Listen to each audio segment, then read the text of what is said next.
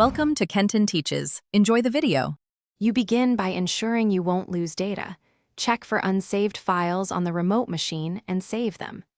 Next, press Ctrl plus Alt plus End or open the Remote Start menu and sign out to close user sessions gracefully. Once disconnected, click the Remote Desktop Windows X or the Disconnect button to end the connection. This prevents lingering sessions that can block future logins and ensures Windows cleans up temporary user processes before you proceed to local cleanup steps.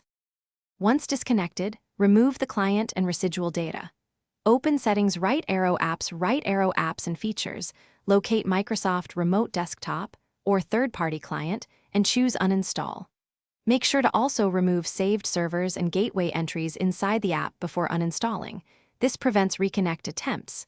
Then open File Explorer and delete any RDP files in Documents or Downloads, and open Credential Manager to remove stored remote credentials.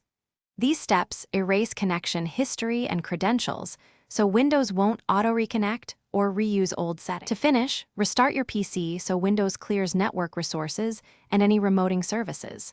After reboot, verify Task Manager for MSDSC, EXE, or related processes and end them if they persist. This ensures no hidden connections remain.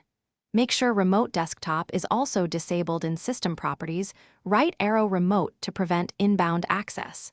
If removal fails or settings keep returning, boot into Safe Mode to uninstall or use a recent system restore point. These options help when drivers or services block standard removal. Thanks for watching. Please subscribe if this video was helpful.